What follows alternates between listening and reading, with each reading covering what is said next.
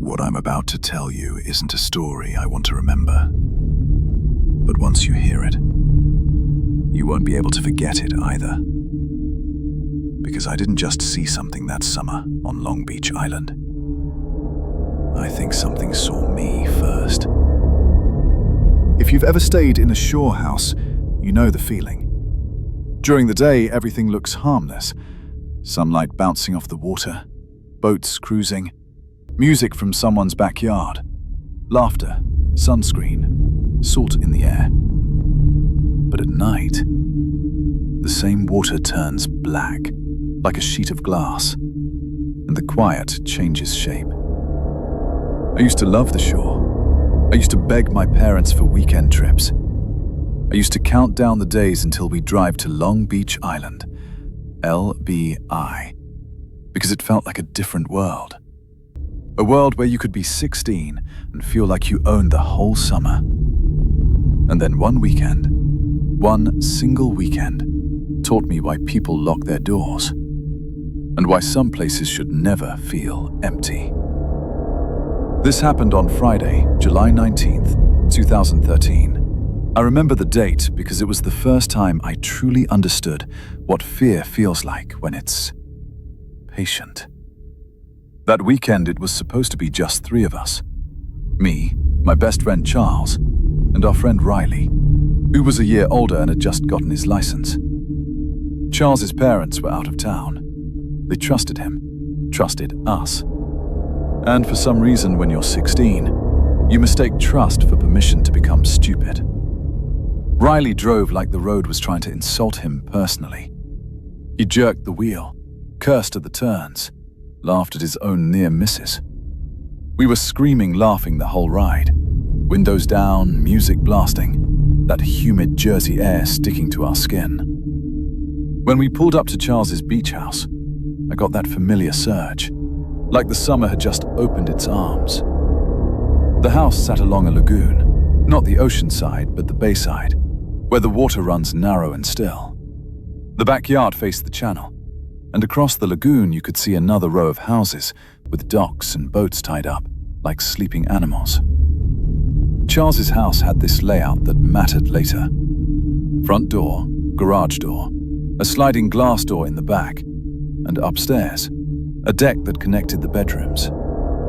There was also a spiral staircase outside, metal, cold, squeaky, running from the upstairs deck straight down to the backyard. Meaning if someone wanted to enter the house from upstairs, they could. We didn't think about that. We were 16. We thought we were invincible. Within a couple hours, we were doing what dumb teenagers do. Texting, snapping, trying to invite people over like we were adults. We found 3 girls who were down the shore for the weekend. Rosie, Alexa, Sophie. They came by after sunset, and the night turned into that messy, warm blur. Music, laughing, cheap alcohol, and the kind of courage you only get when you don't understand consequences yet. At some point, someone suggested the pool. The backyard pool wasn't huge, but it was heated, and that night it felt like the center of the universe. 6 teenagers floating in steaming water, while the night air moved slow and sticky around us. The bay breeze was gentle, just enough to raise goosebumps on your arms when you got out. I remember leaning my head back, watching the stars above the dark outline of the houses, and thinking, stupidly, this is perfect. Then Charles turned the music down. Not a little, all the way down. The sudden silence slapped the mood in half. "Why'd you do that?" one of the girls asked. Charles didn't answer right away. He was staring over my shoulder toward the lagoon. His face went tight. Not scared exactly, more like he was trying to focus on something that didn't make sense. "What?" I asked, turning. At first, I saw nothing. Just the far side of the lagoon. Docks, shadows. A few dim lights through windows. A boat lift. A wooden pier. Charles leaned closer, voice barely above a whisper. "There's someone on that dock."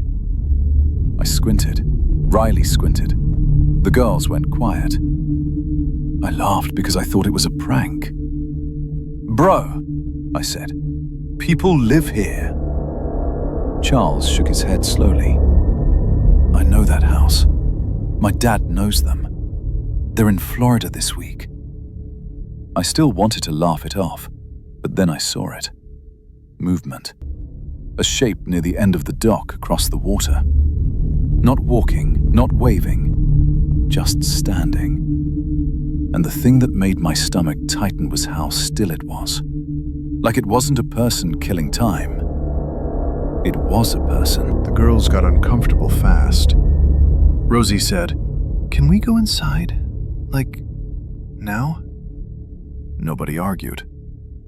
We climbed out of the pool, dripping, grabbing towels, trying to act normal, even though we were all staring toward the lagoon like our eyes were magnetized.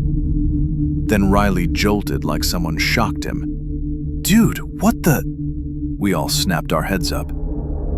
Because now, there wasn't one. There were 4. A passing car on the street threw a pale wash of light for half a second, and it was enough to burn the image into my brain. 4 tall silhouettes at the edge of the dock, all facing us. Not talking, not moving, not waving. Just 4 dark shapes pointed in our direction, like they were lined up for a photo. Charles's voice came out shaky. "Inside, now!" We rushed for the sliding glass door.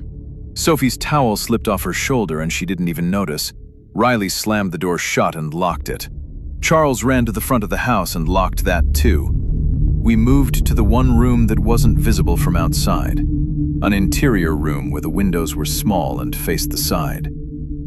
And we waited, breathing too loud, heartbeats too fast. No one laughing anymore.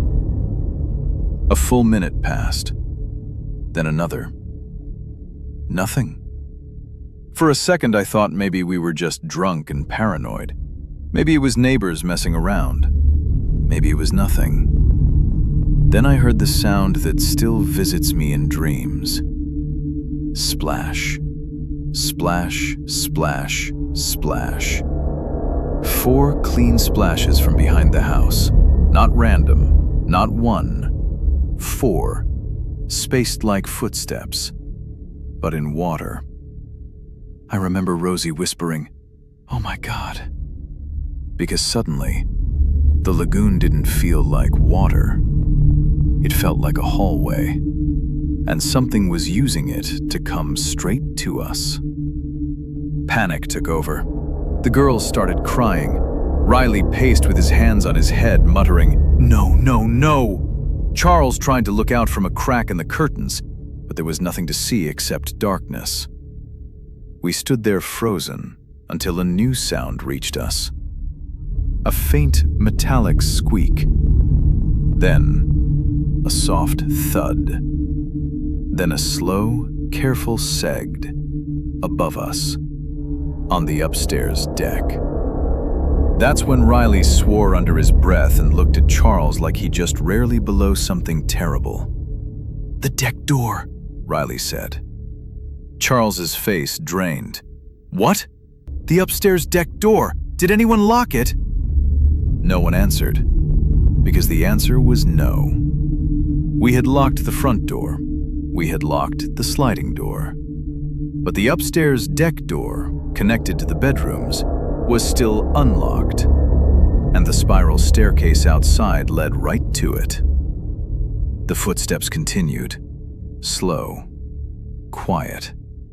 Not stomping like a burglar rushing, more like someone taking their time, because they dream's house belonged to them now.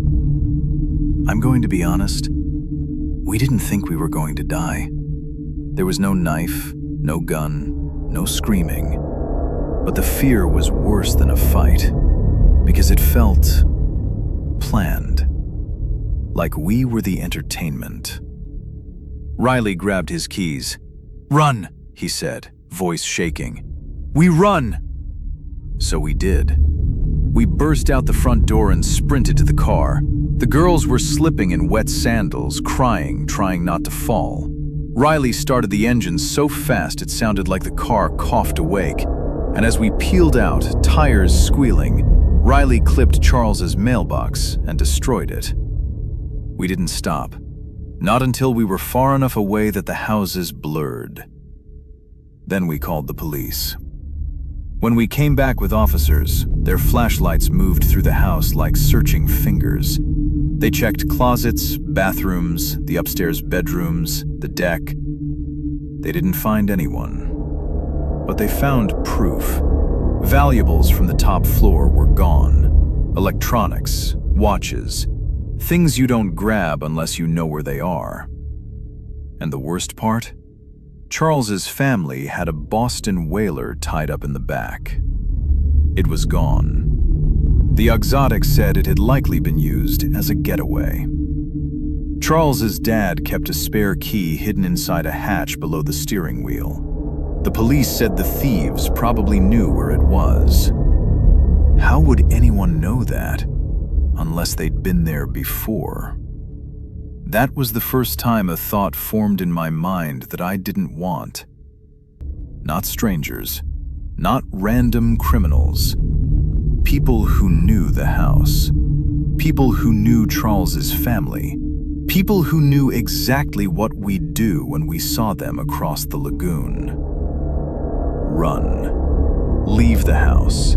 Leave it open enough. Leave them time. That weekend ended my childhood. After that, beaches didn't feel like fun. They felt like places where the horizon can hide a face. And for years, that story stayed locked in a drawer in my mind. Until October 2024. I went to a high school reunion on Saturday, October 5th, 2024. I wasn't even going to go. My girlfriend convinced me. She said it would be good for me to reconnect with people, to remember I wasn't a kid anymore.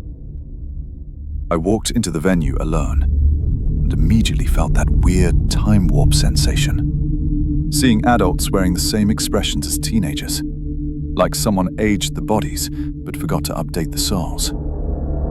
And there, across the room, were Charles and Riley. I hadn't seen Charles in years. Riley looked older, calmer. Charles looked tired. Like the kind of tired you don't get from work. We caught up in the usual way. Jobs, cities, relationships, jokes that weren't as funny as we remembered. As the night went on, people split off into smaller groups. Charles pulled me aside. "Want to grab a drink after?" he asked. Riley couldn't. Early flight. But I said yes. We ended up at a small dive bar not far from the venue.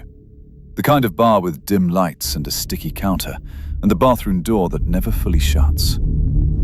We talked about everything. And somehow, that night at the lagoon came up. The moment it did, Charles's hand slapped the table, like he'd been holding something in his mind and it just got loose. "I never told you this," he said. My stomach tightened instantly. "Told me what?" Charles stared into his beer, not drinking it. "It happened again," he said quietly. "Not to us, but close." He explained that his little brother, Kieran, was 19 now, and last year, September 2023, Kieran did something stupid. He took the family's replacement boat out without permission with 2 friends. Drinking, underage, typical. They wanted to be adventurous. They anchored near Carvel Island. They planned to hang out on the sand and watch the stars. But being out there at night already felt wrong. Kieran and his friends swam to shore, sat on the beach, watched the sky darken. Then one of the friends noticed another boat anchored farther down the shoreline. A boat they hadn't seen earlier. Kieran stared hard. "He said it looked like our old boat," Charles murmured. "The stolen one." I frowned. "No way." "That's what I said. Charles replied. But he was convinced. It was getting dark. They didn't have phones with them. Calling the police would mean admitting to everything, stealing the family boat, drinking, being out there.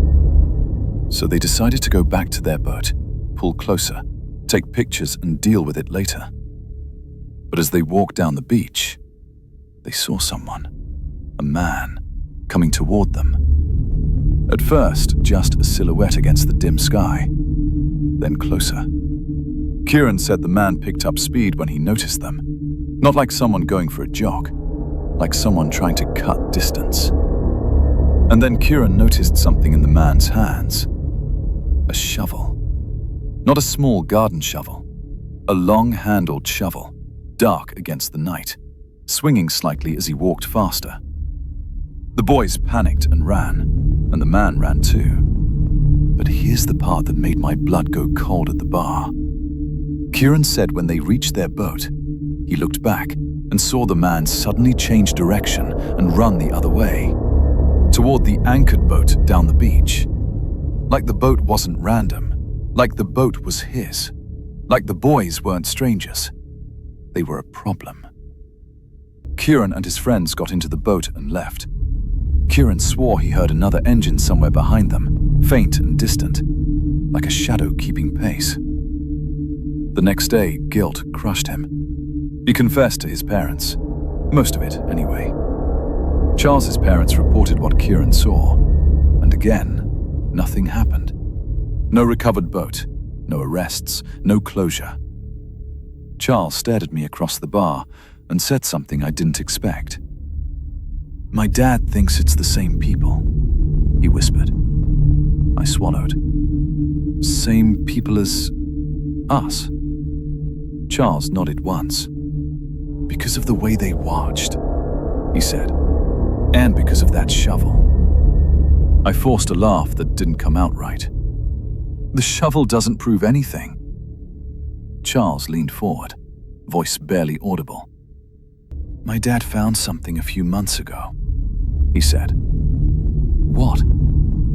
Charles hesitated, like saying it out loud would make it real again. He was repairing the spiral staircase, Charles said. The one outside. He pulled up one of the steps, and inside the hollow metal, there was a plastic bag. My mouth went dry. What was in it? Charles looked at me like he didn't want to answer. "A set of keys," he said. "Old keys, rusted. And one of them looked like it belonged to a boat." I didn't speak. Charles continued, quieter now. "And there was a note." I felt my heartbeat in my throat. "What did it say?" Charles stared down at the table. "Just 4 words," he murmured. Then he looked up at me, eyes glossy like he hated that he remembered it so clearly. "You left it unlocked." I sat back, skin prickling. That's sick," I whispered. Charles nodded, jaw tight. "And my dad swears," he said, "that the bag was wedged in a spot you wouldn't find unless you knew the staircase was hollow." I tried to rationalize. It could have been a prank. It could have been someone messing around. It could have been... But deep down, I knew what it felt like. It felt like a message. Not to Charles's dad, not to Charles. To us. To the teenagers who ran out that front door and made it easy. I looked at Charles and asked the question I didn't want the answer to. "Did your dad show it to the police?" Charles nodded slowly. "Yeah." "And?" "They didn't care," he said, bitter. "They said it wasn't evidence of anything. They took pictures, wrote a report, and moved on." Charles's hands shook slightly as he picked up his beer. "They're still out there," he whispered. "And they know that house. They know where people hide keys. They know how to wait. They know how to use the water.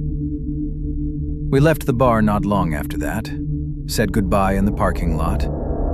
Charles hugged me, and it felt weird. Two grown men hugging like kids who survived something and never talked about it properly. "Lock your doors," he said. "I do," I replied.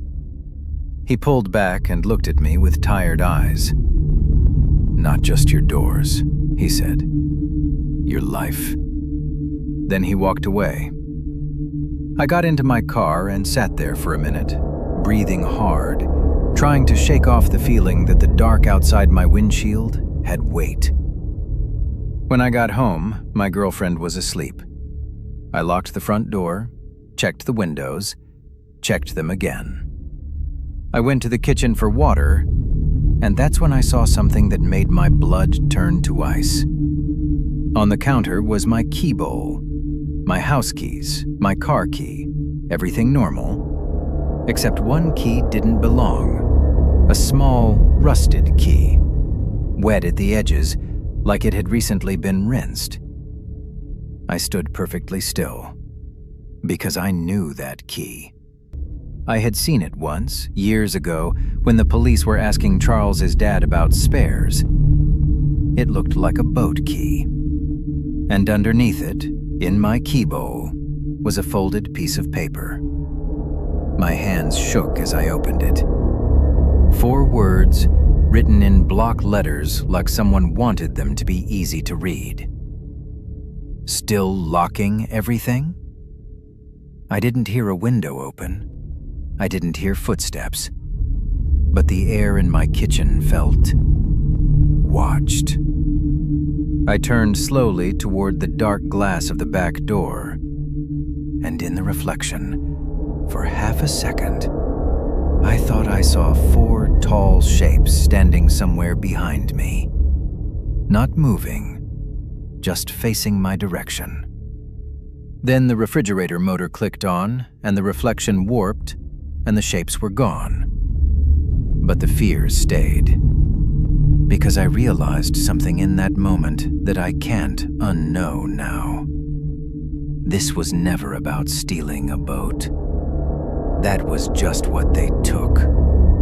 This was about proving they could cross any distance, water, time, locks, years, and still reach you. If you're listening to this right now, and you live near water, if you have a deck door you forget about, a side gate, a second-floor entrance, please, check it. Because sometimes the part of your home you don't think about is the part someone else has been thinking about for a very long time. And the worst part? I don't even know what they want. I don't know if they want me to call the police. I don't know if they want me to run again. I don't know if they want me to stay awake forever. All I know is this.